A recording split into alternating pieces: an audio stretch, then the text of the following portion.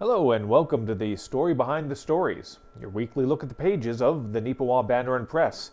Eoin Devereux here with you again this week. Thank you for spending a little bit of your time with us. And by us, I of course referring this week to Kira Paterson, news reporter with the Banner Press. Good to have you in here, Kira. Yeah, good to be here. It feels like it's been a couple weeks, so I feel like I've earned my spot back. Interesting way of putting it. This week's edition, a couple very interesting stories, and we talked about this. There were some very important stories for Neepawa and surrounding area, but there were no real visual components that went with those stories. So there's a good amount of news, relevant and important news in here, but it didn't have that pizzazz, jazz hands. Jazz hands. You know, also known as pictures. Yeah. You know. There was nothing pretty to look at. So that's why we are very appreciative of Jody Baker, who stepped up. Ken Waddell reached out. We were having some issues with coming up with something very interesting for the front page. Because with a paper style like this, you want that eye-catching sort of visual dynamic. Unlike with a paper that's known as a broadsheet, an example of that would be the Winnipeg Free Press or the Brandon Sun, where you can afford to have a few more words on there to fill things out. With something like this, which is a tabloid style, not in content, although, you know, sometimes, but in terms of the shape Size, of it. yeah. So we're very appreciative. Jody sent us a whole bunch of different, and actually, Kira, you got a larger version of the paper. Maybe if you can just hold that up for a second there. Yeah. Because It just happened to be in front of me. I don't know where it came from, but there you go. Magic.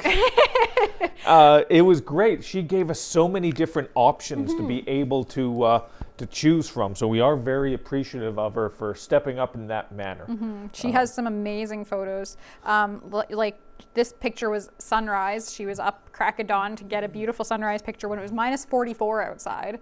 And then she goes out at night in the middle of the night to get pictures of northern lights when it's minus 44 outside. So I don't know when she sleeps and I don't know how she stays warm, but she does an amazing job of getting some good pictures. Yeah, no, that's Jody Baker Photography. Little just throw the plug in there as well. She's not, there's no advertising, there's no quid pro quo on that. So, but just if you've seen her work, you know it's very good. So, all right. In terms of the actual news, then we're gonna flip the page onto page 2, and that's where Kira's story. Interesting little story about some kindness ninjas. Elaborate on that for us, Kira. I thought this was such a cool idea. So last week, on the Thursday, the 17th of February, it was National Day of Kindness. And then the Kin Club, Kin Canada, they also recognize a National Day of Kindness that they do usually around the same week. It's whatever Friday or Saturday is the closest to their anniversary in February every year. So they also kind of do this whole National Day of Kindness thing around the same time as the kind of generic National Day of Kindness. And so they sorted out this really cool little project called the Kinjas, which are the Kindness Ninjas or the Kin Club Ninjas, whatever you want to go with. And they got volunteers. Over 80 volunteers signed up to be Kinjas and to surprise people with random acts of kindness last week. So what they did was they got these people to volunteer, and then they got some suggestions of who deserves a random act of kindness, what organizations, what businesses, what individuals, and then they made up assignments for the Kinjas to complete within the span of last week. And so over 70 acts of kindness were completed in the Neepawa area to businesses, individuals. We have a couple pictures here of the RCMP got surprised with some baked goods. The Neepawa Middle School staff got surprised with some candies. All sorts of things were popping up all over Facebook of people getting free coffees and people getting free donuts and just treats of all different kinds for different people. So it was really cool to see And it's definitely like, it's freaking freezing out there. Pardon my language. Whoa, whoa. It's Manitoba winter. Everybody's kind of depressed. So this little week of kindness and random acts of kindness, it not only brightened the spirits of the people receiving these things, but it also just brightened the spirits of the people giving them, because it feels so great to be able to surprise somebody with an act of kindness like this. It's really great. These types of good news stories seem to be coming along a little more and more as we transition into a version of normal. and again, it's really nice that it was such a broad demographic. As you said, 70 different sort of just out of nowhere, just surprise. Yeah, exactly. Yeah, it was great. Actually, even a kindergarten class got involved with surprising some people. So there were people of all ages giving the surprises and people of all ages receiving the surprises. That is really nice. Those are the types of stories we love to share with you. And if you want to find out a little bit more, a little more in-depth, Kira does go in-depth on this story a lot more on page A2 of the Banner Press. We're a 2-section this week, but we're going to get to that just a little bit later. We're going to keep going through some of the A section and some of the local news of note. And this is a story that you're going to be hearing a lot about over the next few weeks, over the next few months, up until around this time next year. The Curl Manitoba, of course, announced last year some of the communities that are going to be participating in the Scotties Provincial Championship and the Viterra Men's Provincial Championship, and Neepawa at that time was announced as hosting the 2023 Viterra Men's Provincial Championship. It's something we've done before. We did it about 10 years ago, back when it was called Safeway. It was the Safeway Curling Championship back then, and the Yellowhead did a tremendous job, and it couldn't have been more successful for a community of that size at that time. But of course, this community has grown since then. The Yellowhead has changed since then, and the volunteer base that's going to be supporting this event has changed since then. But it's good to see that there's still a volunteer base here. They had their first meeting earlier this week, because an event of this magnitude, you just don't show up 2 or 3 weeks before and then get everything set up. It takes a year's worth of prep work to get it all looked after, to get the volunteers lined up, to get the representation lined up, to get the sponsorships lined up. It is a lot of heavy lifting behind the scenes. And that might not sound like a lot of fun to some people, but it is actually very interesting, because again, a lot of people that are going to be involved with this have a passion for curling. They love the sport. It's a great sport. It's a fun sport. And you get to see, once it's all said and done, once the work's in, you get to see the best curlers in Manitoba. And Kira, Manitoba really does have a real, on both the women's side and the men's side, just a plethora of just top-notch, world-class curlers. Yeah. There's quite often Manitoba curlers going to the Olympics. Quite often they're Team Canada. There's usually a good pool of them even going into the nationals, because they're just so good. Yeah, it's going to be very competitive curling that we're going to be seeing in and around, if I remember correctly, February 7th to 13th, 2023. 7th to 12th. Oh, 7th to 12th. You were very close. Yeah. And again, I had a chance to speak with Scott Newton, who's one of the representatives on the board, talking about, this meeting that occurred recently. These are some of the things we went over. These are some of the things we need to do. These are some of the most important things we got to look after. But they're all jazzed. They're all very excited to be able to get going on this, because again, it is also, Kira, a version of returning to normal here. All things being equal, we'll probably be able to have fans in the stands. We'll probably be able to have press, and not just me, real press. From Brandon, from Winnipeg, from all over. They're going to be here covering this. And the fun part about this as well is every year, the final, in the very least the final, sometimes the semifinal, but in the very least the final, is broadcast live on Sportsnet nationwide. They just recently did that for the Scotties there. Myself and a housemate, we were actually watching some of it. And I didn't get a chance to watch any of the men's stuff. This year it occurred in Selkirk. I didn't really watch it, but it's still a great opportunity for Neepawa to showcase itself all across Canada. And I'm hopeful that we're going to be able to do a pretty good job of it. Yeah, no, it's really exciting. And it'll be really exciting for locals to be able to go out and see that level of curling as well, because it only comes around to Neepawa once in a blue moon. So yeah, like I said, 10 years ago, it's amazing how much things have changed there. You'll see a picture to go along with the story. We went into the archive. Kira dug through and found a bunch of pictures in the archive there.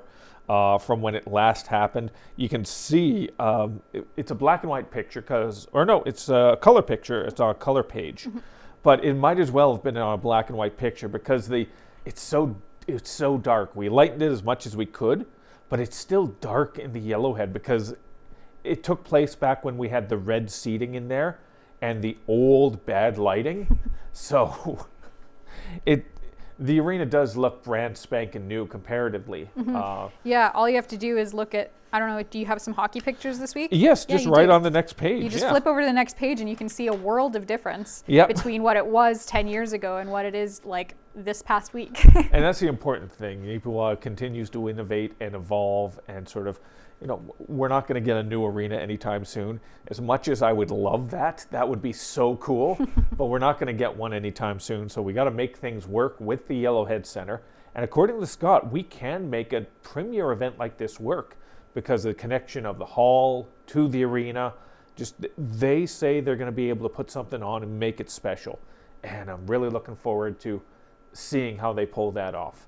If you want to find out more about it, the story is available on page A11 and some information as well. If you're interested in volunteering, don't look at it as a big thing, just a little bit, a couple hours during the event or maybe a couple hours beforehand.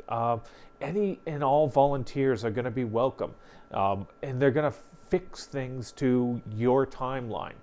Don't feel like this is a really hard, long commitment. This is just something that they're putting together to showcase Neepawa, and any help they can get is definitely going to be appreciated. You can find that information in the story as well. All right. Countdown to Viterra Curling Championship. That's a lot of fun. But there's something else a little sooner than that's going to be coming a little further away from the arena, over at Arts Forward. I mean, they're planning some really fun programs, aren't they? Yeah, they've got a whole slate of new programming coming up. And one of the highlights that stuck out to me anyway, I don't know about other people, maybe they like crafts and things, but I like music, so the karaoke night is something that kind of stood out to me when I was reading about all the new stuff that there's coming up. Traditionally, Arts Forward has had an open mic night where people go and they'll play music and people can just listen and, that kind of thing. But a karaoke night is for those of us who do not know how to accompany ourselves or are not as willing to do a cappella as the average person. So karaoke night makes it a little more accessible, a little easier for anybody to sing some of their favorite songs with a lot of people and have a lot of fun.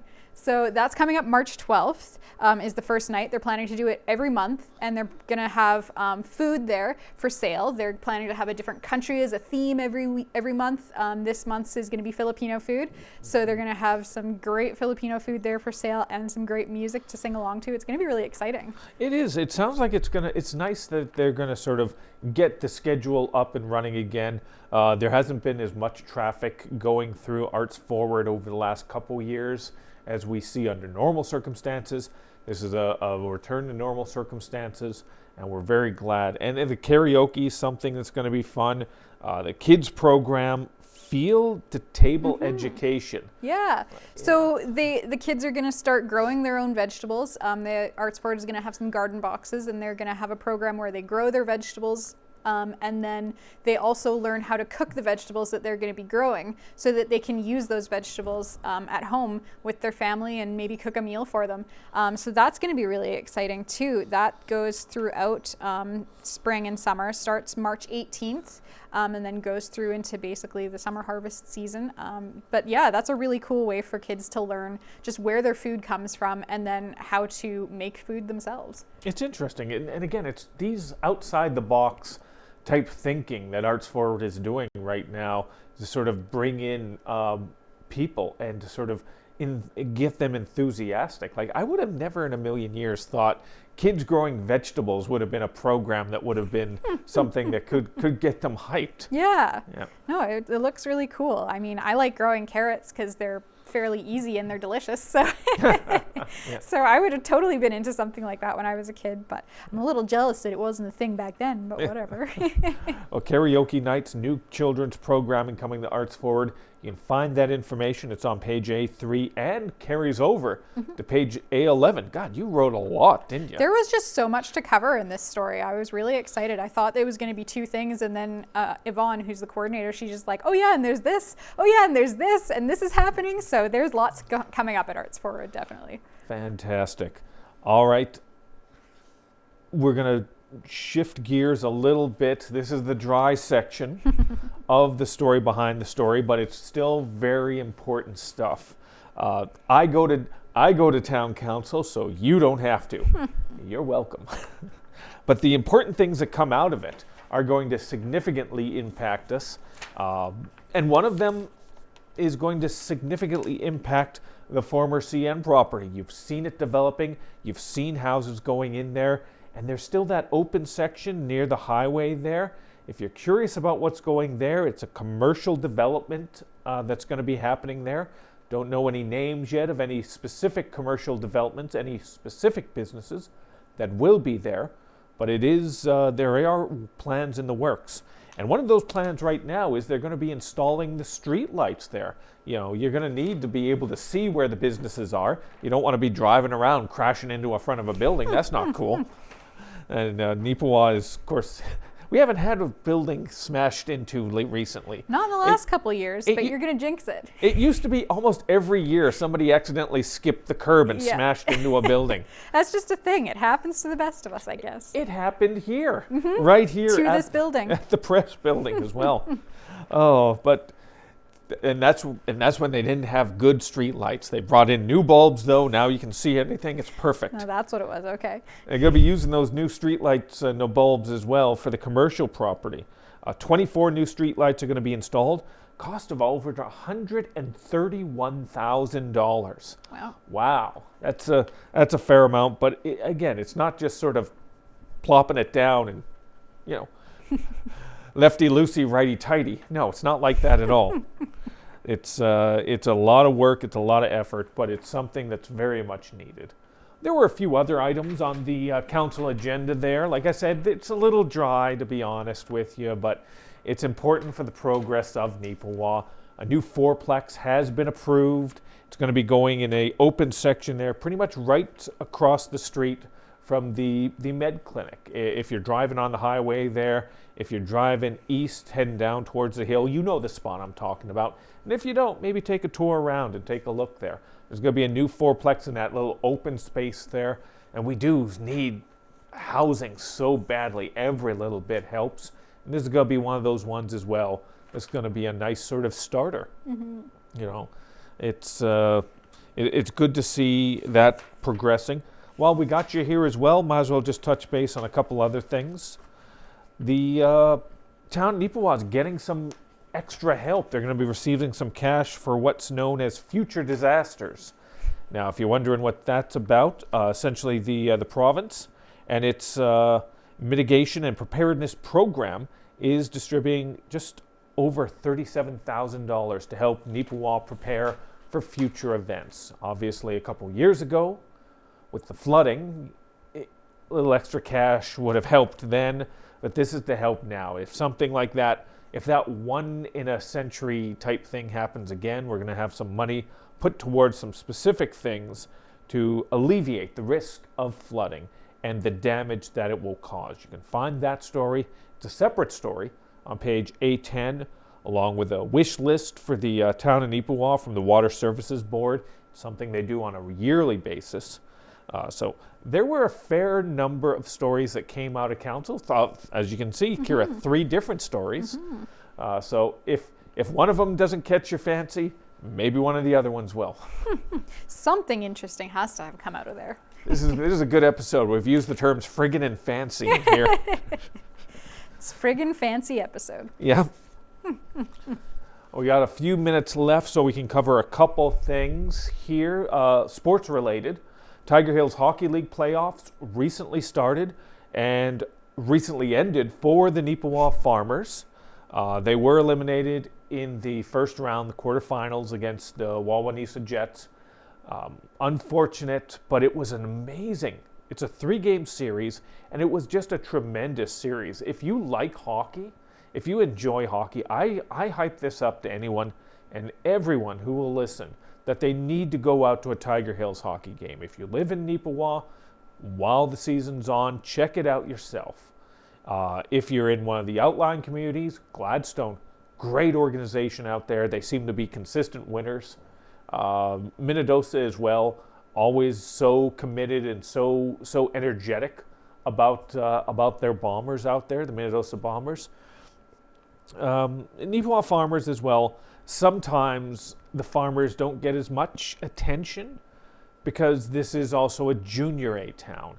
And that's tough. Yeah, that is very tough because in Minnedosa and in Gladstone, the Bombers and the Lakers, respectively, they're the game. They're the big game in town. But in Neepawa, you've got to compete with the Neepawa Titans, and that's tougher. And the Farmers deserve to be able to. They've been successful over the years, consistently good over the years. A lot of former members of the Neepawa Natives / Junior A Hockey Club and in the future / Titans have been a part of it. Several members of the team recently are on there, locals to the area. They love to be able to continue to play the game that they love at a high level, and this is a very high level. Again, just unfortunate that they weren't able to come through and move on to that next round.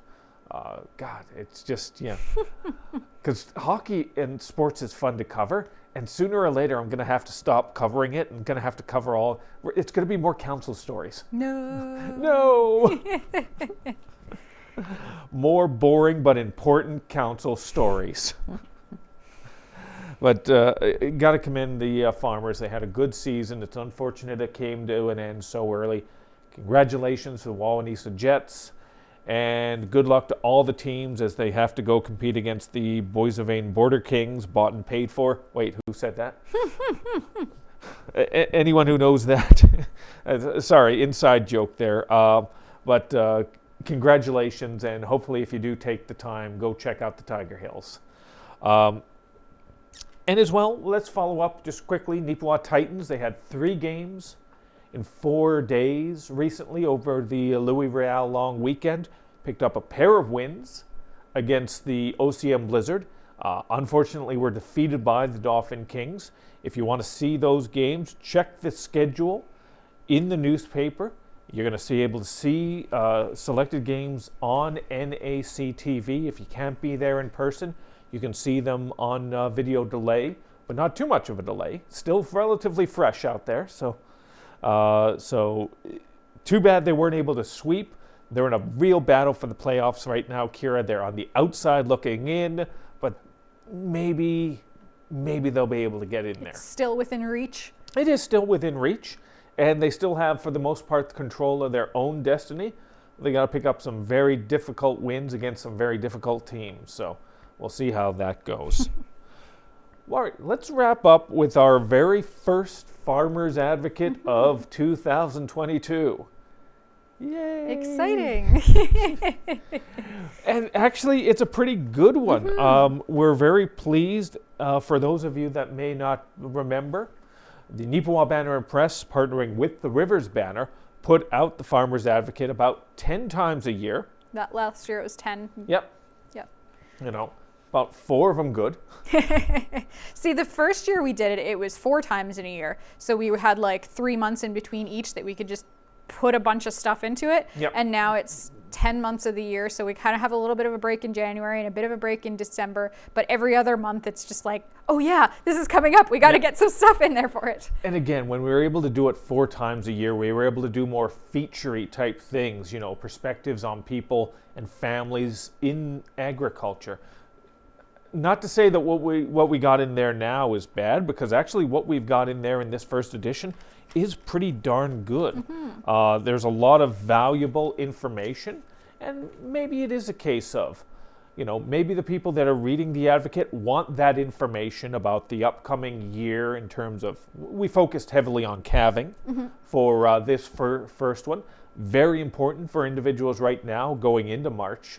So maybe they don't want that fluffy featurist stuff. Maybe they want the hard news, The real stuff, what's going on in those farms in the dirt. That's right. So, but you can find 8 pages of it with a picture of some of the calves that came out recently and sort of information on the calving season. We're appreciative the Rivers Banner has been able to step up this time and submit a few items.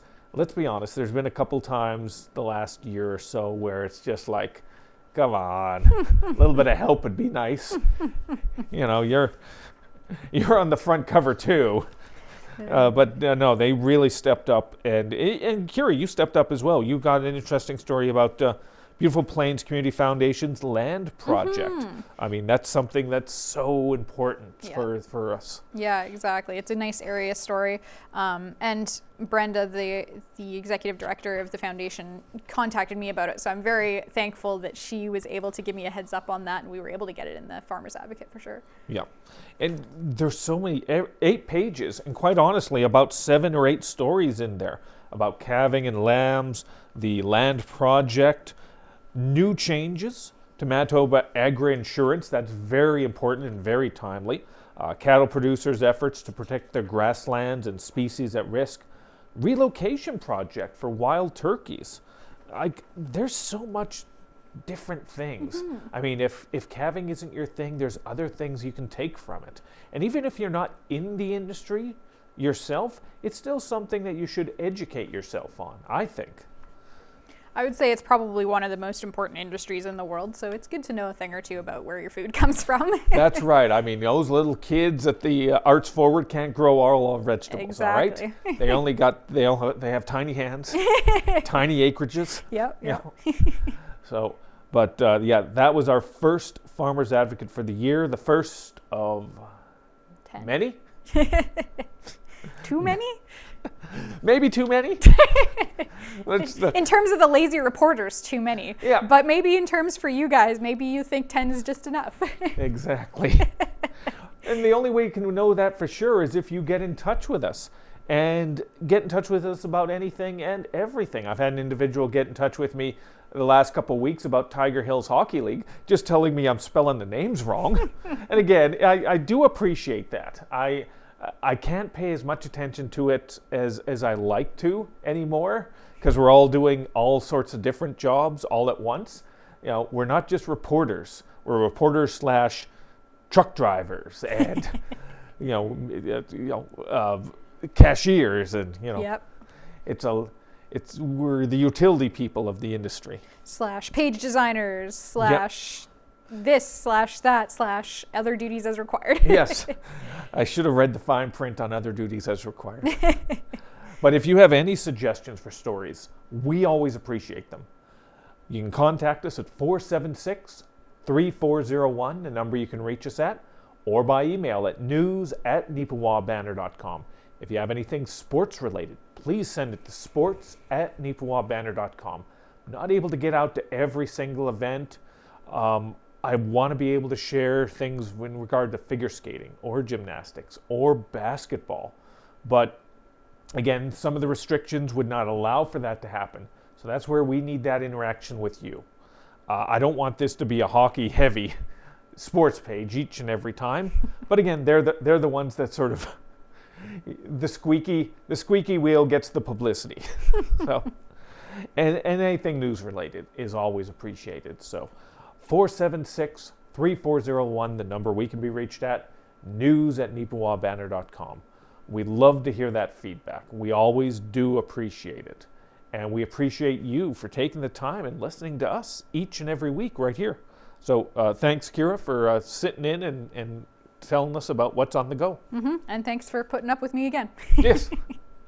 And thank you for putting up with us again. It's always appreciated.